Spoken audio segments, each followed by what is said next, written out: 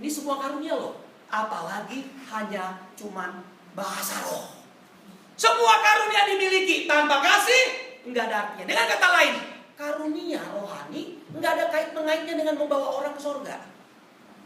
Ya, karena di sini karunia itu dimiliki semua tanpa kasih tidak ada artinya sedikit pun. Berikutnya ayat 4 di situ dijelaskan apa itu kasih. Kasih itu sabar, murah hati, tidak cemburu, tidak memegahkan diri, tidak sombong, tidak melakukan yang tidak sopan, dan tidak mencari keuntungan diri sendiri. Ia tidak pemarah dan tidak menyimpan kesalahan orang lain. Ia tidak bersuka cita karena ketidakadilan, tapi karena kebenaran, dan seterusnya. Ini bicara apa Bapak Ibu? Ini bicara apa Bapak Ibu? Berarti karunia rohani enggak ada hubungannya dengan karakter di sini Bapak Ibu. Nah, artinya apa? Mengapa Paulus di sini menekankan dengan sangat penting karunia itu jangan sampai menutupi karakter seseorang. Pemberian karunia tidak boleh membuat mata kita menjadi silau dengan kehebatan seseorang. Karunia kesembuhan, bahasa roh segala macam tidak bisa ya menutupi pribadi yang bersangkutan yang memiliki karunia itu. Makanya itu saya heran. Saya menemukan banyak orang yang punya karunia bahasa roh, tetapi kehidupan pribadinya, karakternya sangat buruk. Gampang tersinggung, tidak bisa mengampuni, tapi setiap berdoa selalu bahasa roh. Padahal di sini kasih salah satunya apa? Tidak memarah, tidak menyimpan kesalahan orang lain. Jadi sekali lagi bahasa roh nggak ada kait mengaitnya dengan karakter seseorang. Bisa mengerti maksudnya? Jadi tolong kita, ya, tolong ini karunia bahasa roh ini bukan menjadi sesuatu yang menjadi syarat. Celakalah gereja jika menjadikan karunia bahasa roh ini menjadi syarat, karena jelas-jelas gereja itu sedang menentang Alkitab ini. Mengerikan sekali. Ya, apa itu kasih? Itu diterangkan. Sebelumnya dia bilang, aku pun memiliki semua karunia, apapun itu. Ya, sekalipun aku menyerahkan hartaku, bahkan diriku untuk dibakar. Banyak orang Kristen melayani Tuhan, serahkan hartanya, tetapi pribadinya jauh dari karakter Kristus. Makanya selalu dalam sekolah karakter saya katakan, Bapak Ibu, Tuhan gak butuh hartamu, Tuhan gak butuh kepintaranmu, Tuhan gak butuh apapun dari dirimu. Tuhan hanya butuh satu hal, karaktermu. Tunjukkan kau sudah diselamatkan oleh Kristus. Itu yang Tuhan butuh. Karena apapun yang kita miliki di dunia ini, adakah yang kita miliki ini tidak berasal dari Tuhan? Roma 11 ayat 36 katakan, sebab segala sesuatu dari Dia. Bapak Ibu bisa menjadi kaya karena Bapak Ibu punya kemampuan. Dari mana kemampuan itu? Modal dasarnya dari mana? Dari Tuhan. Memang Bapak Ibu asah menjadi makin pintar dia. Tapi modal dasarnya dari Tuhan. Ya. Nah, karena itu tolong diperhatikan dari Bapak Ibu. Ya. Jadi kalau akhirnya bahasa roh menjadi tanda bagi sebuah gereja, bukan kasih, bukan karakter yang menjadi tanda, celaka banget gereja itu, mengerikan banget gereja itu. Ya, tolong diperhatikan itu. Sekarang kita lihat masih dalam ayat pasal yang ke-14. Kita lihat di situ, ya. Kejarlah kasih itu, usahakanlah dirimu memperoleh karunia dan seterusnya. Siapa yang berkata-kata dengan bahasa roh, tidak berkata-kata kepada manusia, tapi kepada Allah, benar. Tapi jangan salah mengertinya ya, seolah-olah karena kalimat ini mengatakan siapa yang berkata-kata dengan bahasa roh, dia tidak berkata-kata kepada manusia, tapi berkata kepada Allah. Jangan dipahami orang yang berbahasa roh dia ngomong samanya Tuhan, tapi orang yang menggunakan bahasa lain, dia tidak bicara sama Tuhan. Hati-hati, jangan begitu terjemahannya, salah total. Seringkali orang kutip ini ayat, oh yang bahasa roh itu yang berkata-kata sama Tuhan. Kalau itu terjemahannya mengerikan sekali. Kenapa mengerikan? Kalau bahasa roh yang dimaksudkan adalah bahasa yang tidak dimengerti, berarti Tuhan yang dia berkata-kata adalah Tuhan yang sangat bodoh. Kenapa saya katakan bodoh? Dia hanya mengerti bahasa seperti itu. Dia nggak mengerti bahasa Inggris, dia nggak mengerti bahasa Chinese, Tionghoa, dia nggak mengerti bahasa Batak, bahasa Jawa. Kasihan sekali kalau itu terjemahan kita. Tapi sekali lagi di sini bahwa tadi saudara katakan bahwa bahasa roh itu diberikan kepada seseorang dengan kondisi yang khusus, keadaan yang khusus, orang ini sedang mengalami situasi-situasi yang khusus, lalu diberikanlah karunia bahasa roh itu. Makanya dikatakan karunia bahasa roh itu untuk membangun orang yang bersangkutan. Nah, karena itu merupakan dia sedang membangun imannya kepada Tuhan dengan pergumulan yang dimilikinya, kemudian dikaruniakanlah bahasa itu. Ya wajarlah. Kenapa dikatakan dia berbicara sama Tuhan? Karena memang Tuhan yang memberikan bahasa itu, bahasa roh itu, yang dia sendiri tidak mengerti, yang dia tahu dia sedang berkomunikasi sama Tuhan. Jadi tolong jangan disalah mengerti ayat. Berikutnya,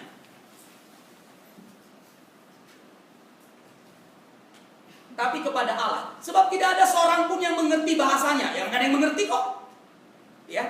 Oleh roh ia mengucapkan hal-hal yang rahasia, betul. Ya, rahasia lah, Bapak Ibu. Kalau kita sedang mengalami sebuah pergumulan yang amat berat, ya, ada hal yang terkadang begitu rahasia, yang nggak mungkin orang lain harus tahu. Ya, pergumulan dengan suami, dengan istri, ada hal yang rahasia yang kita simpan. Itu rahasia. Jadi dia berdoa, dia sampaikan yang rahasia itu kepada Tuhan. Tidak mungkin rahasia rumah tangga saya selalu sampaikan kepada Bapak Ibu. Mengerti Bapak Ibu? Ya, karena itu rahasia. Saya sampaikan itu kepada Tuhan dan Tuhan tahu itu. Ya.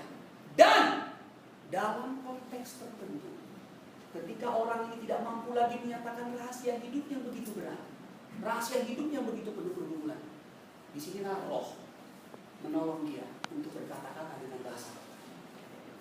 Karena dia sedang dalam satu keadaan yang memang secara manusia dia udah nggak sanggup lagi mengatasinya.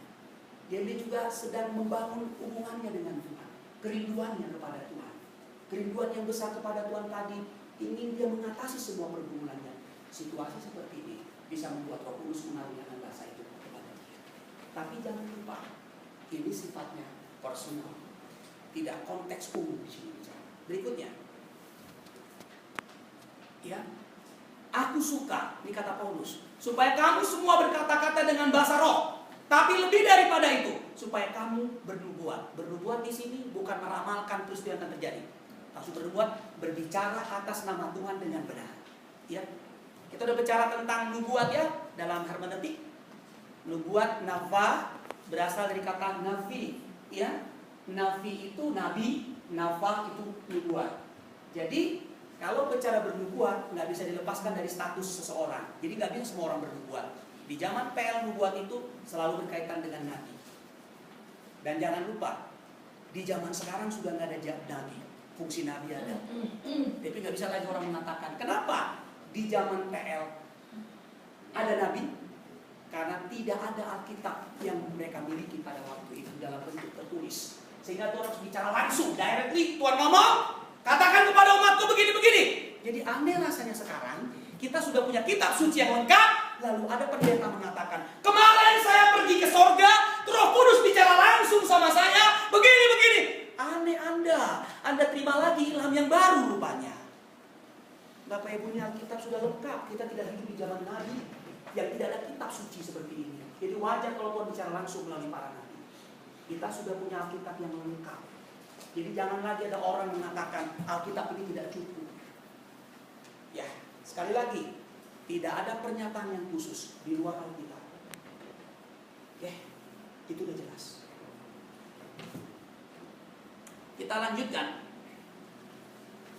Jadi saudara-saudara, jika aku datang kepadamu dan berkata-kata dengan bahasa roh, apakah gunanya itu bagimu? Jika aku tidak menyampaikan kepadamu pernyataan Allah, atau pengetahuan, atau nubuat, atau pengajaran. Dengan kata lain, orang boleh saja berbahasa roh. Pertanyaannya, isi bahasa rohnya apa?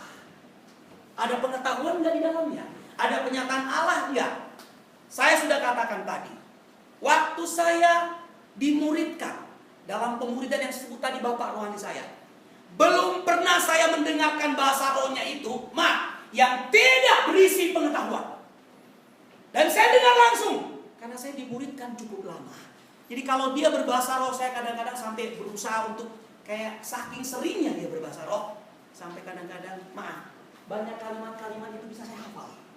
Ya, tapi yang menarik, tidak pernah Bapak rohani saya ini berbahasa roh tidak diterjemahkannya, nggak pernah.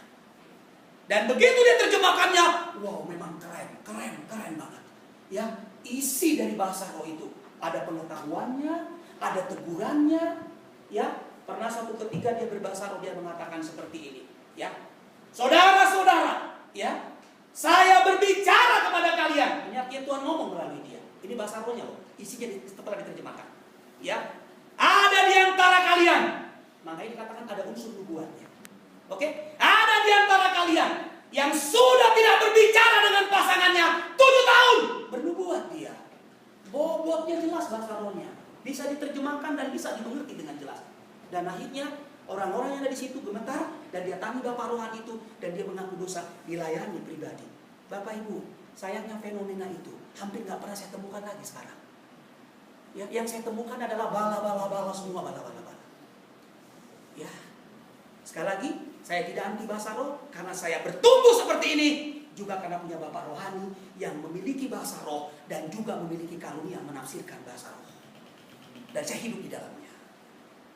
Jadi kalau saya bicara bahasa roh, bukan karena saya tidak mengalami. Tidak. Makanya saya tidak anti dengan bahasa roh. Tapi semua bahasa roh harus diuji. Benar atau tidak. Ya. Dan perlu kita ketahui, terakhir kemudian, saking dia merasa dekatnya sama Tuhan. Makanya saya katakan tadi, karunia bahasa roh, jika tidak tunduk kepada otoritas Alkitab, apa yang terjadi? Akhirnya bapak rohani saya ini menjadi penyesat. Ya, saya berani mengatakan menjadi penyesat. Karena dalam doa kami beberapa orang Tuhan, ya, kami sedang menyembah Tuhan, dia berbahasa roh, lalu kemudian dia ngomong seperti ini. Dari situlah saya tahu ini bahasa rohnya sudah mulai melimpah, nggak karu-karuan. Dia ngomong begini, Roh Kudus bicara sama saya bahwa Yesus akan datang tanggal, bulan, dan tahun sekian. Roh Kudus yang ngomong pada sama dia. Lihat semua karunia harus diuji oleh Alkitab. Alkitab nggak pernah ngomong kapan dia datang, tapi dia mengatasnamakan karunia. Bukankah sekarang banyak hamba Tuhan mengatasnamakan karunia? Sejak saat itu, apa yang terjadi dengan bapak ini? Dia menjadi aneh. Ya, dan saya katakan kepada bapak rohani saya ini, maaf Pak, ini sudah keterlaluan. Alkitab tidak mencatat itu. Apa yang dia katakan? Ya, saya sudah baca Alkitab ratusan kali. Memang faktanya ratusan kali dia baca Alkitab. Saya sudah hafal semua isi Alkitab. Saya tahu isi Alkitab.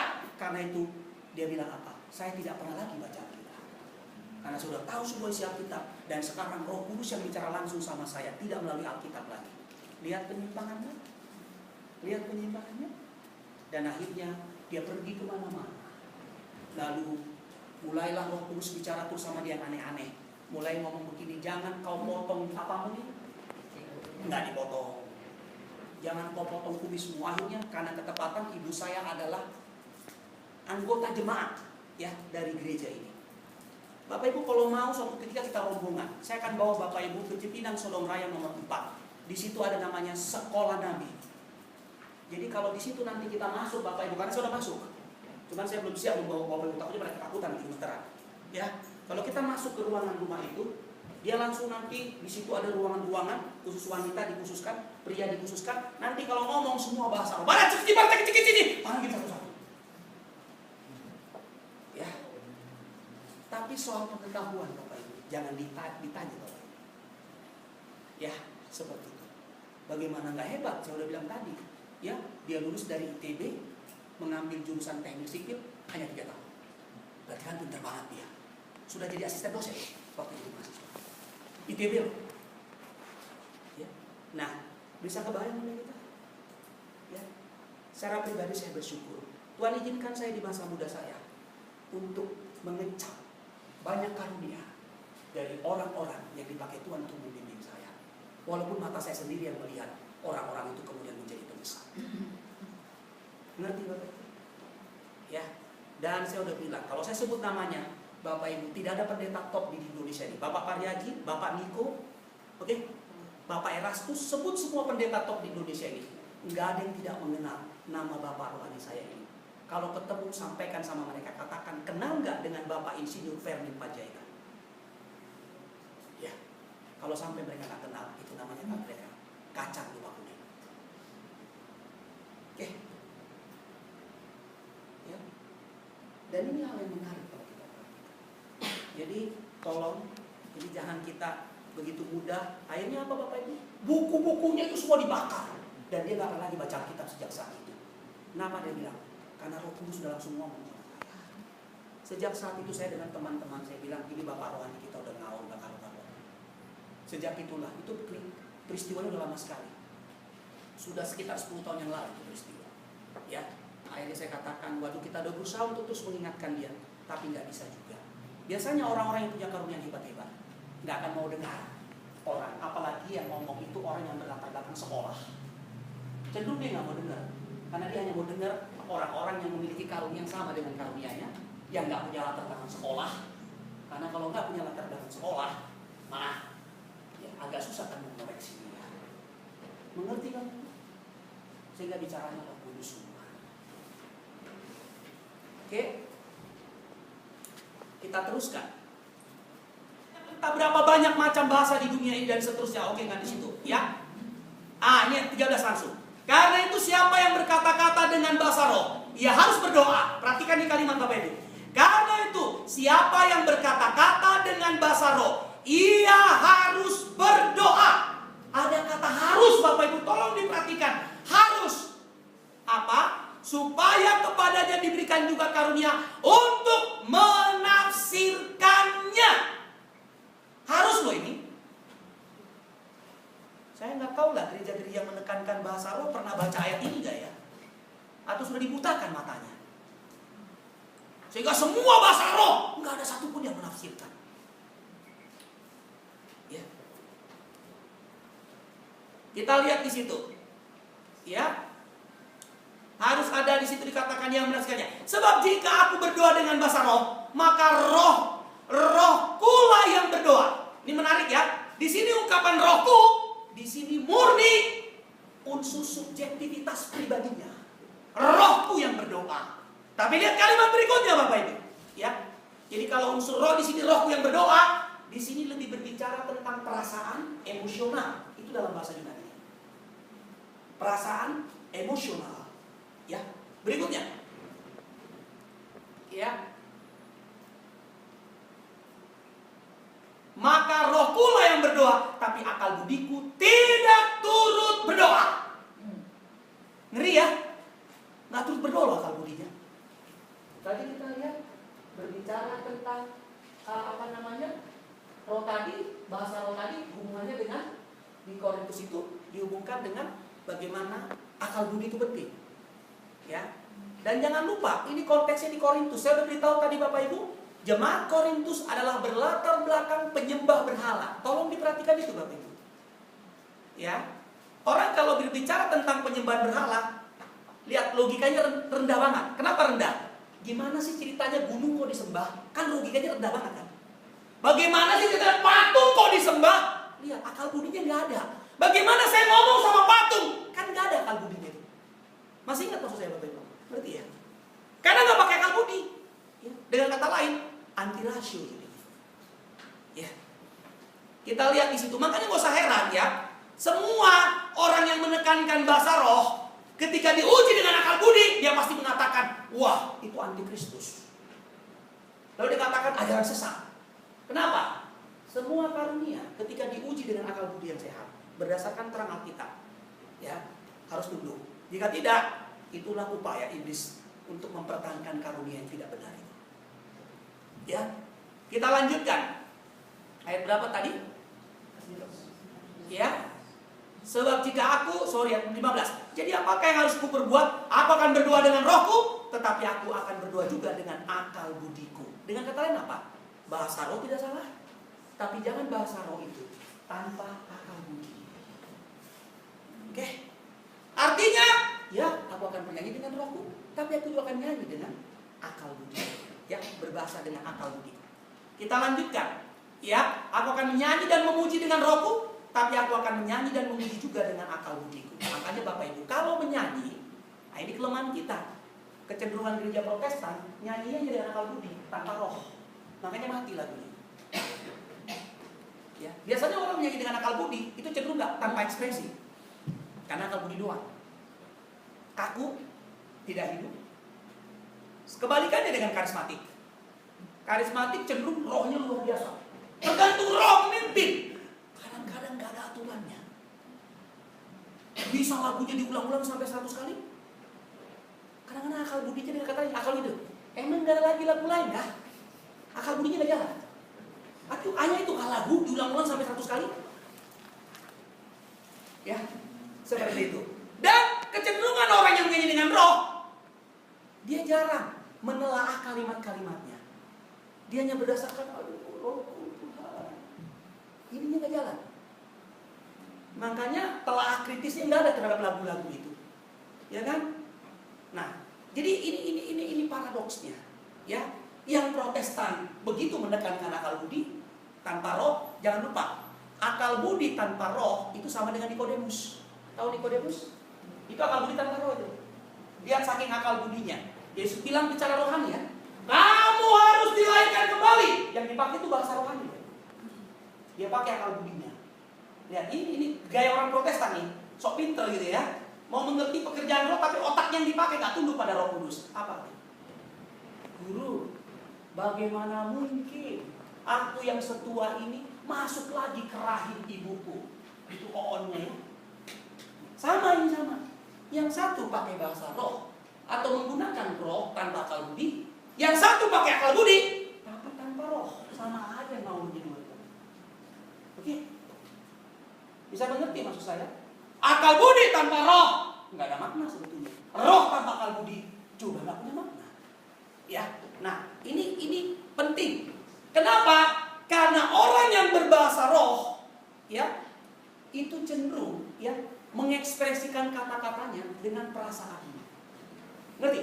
Itu kecenderungannya, perasaannya, ya. Tapi orang yang dengan akal budi cenderung mengekspresikan kata-katanya hanya dengan akal budi. Karena dengan akal budi lah cenderung nggak ngerti perasaan orang. Mau bikin orang menderita karena perasaannya nggak jalan. Hanya dipimpin oleh otaknya doang, perasaannya nggak jalan. Mau menderita lo situ. Yang penting kita semua sama-sama tanggung jawab sama Tuhan. Akal budinya toh yang berbicara, perasaannya nggak ada. Bisa mengerti Bapak Ibu? Padahal Alkitab menyuruh kita menyembah Tuhan dengan apa? Roh di situ mewakili unsur emosi perasaan, kebenaran di situ mewakili akal budi. Ya, jadi Bapak Ibu, kalau menyembah Tuhan harus dua-duanya. Kalau nyanyi, bernyanyilah dengan roh, tapi juga dengan akal budi. Ya, bernyanyi dengan roh tidak identik dengan menyanyi bahasa roh, bukan itu maksudnya. Walaupun unsur itu bisa ada. Nah, kita lanjutkan. Ya, ini kita lihat selanjutnya. Tapi aku akan menyanyi dan memuji juga dengan akal budiku. Sebab jika engkau mengucap syukur dengan rohmu saja, bagaimanakah orang biasa yang hadir sebagai pendengar dapat mengatakan amin? Benar. Kalau dengan rohnya tadi kan, rohnya berdoa. Orang mau ngomong amin, apa yang mau diaminkan? Bapak Ibu tolong dah ya, jangan sembarang mengatakan amin. Ya kan? Ya. Jadi apa yang mau kita aminkan dengan kalimat yang kita tidak mengerti? Kan nggak mungkin dong. Ya. Tetapi kalau dia berkata, Tuhan Yesus, Engkau Tuhan yang sangat sempurna. Amin. Amin. Benar itu diaminkan. Tapi kalau bala. Amin kata Mas Sasto. Emang ngerti Mas Sasto ngomong apa dia? Itu kok diaminkan? Nggak bisa. Ya, bisa mengerti maksud saya. Supaya kita tangkap poinnya di sini. Ya. Sebab sekalipun pengucapan syukur itu sangat baik, tapi orang lain tidak dibangun olehnya. Orang lain, Bapak Ibu, bahasa roh itu makanya dibilang peruntukannya kalau untuk diri sendiri, oke silakan. Tapi jangan lupa, bukankah karunia itu utamanya juga untuk membangun? Bukankah karunia itu juga harus membangun orang lain? Bagaimana mau membangun orang lain kalau orang lain tidak mengerti? Ngerti maksud saya? Bagaimana dia mau dibangun dia nggak mengerti? Aneh kan? Nah, tapi orang terkadang nggak mau di situ. Ya dia nggak mau tahu. Ya, pokoknya udah karunia saja. Ya, seperti itu. Nah, kita lihat di sini ayat 18. Aku mengucap syukur kepada Allah bahwa aku berkata-kata dengan bahasa roh lebih daripada kamu semua. Kalau boleh saya katakan, kayaknya bapak rohani saya bisa daftarkan di sini. Betul, karena memang bahasa rohnya luar biasa. Tapi maaf, tidak pernah dia bahasa roh nggak diterjemahkan. Sekarang saya pergi ke gereja-gereja, semua bala-bala dari satu pun yang menerjemahkan. Bingung juga saya. Ngerti maksud saya? Kita teruskan. Tetapi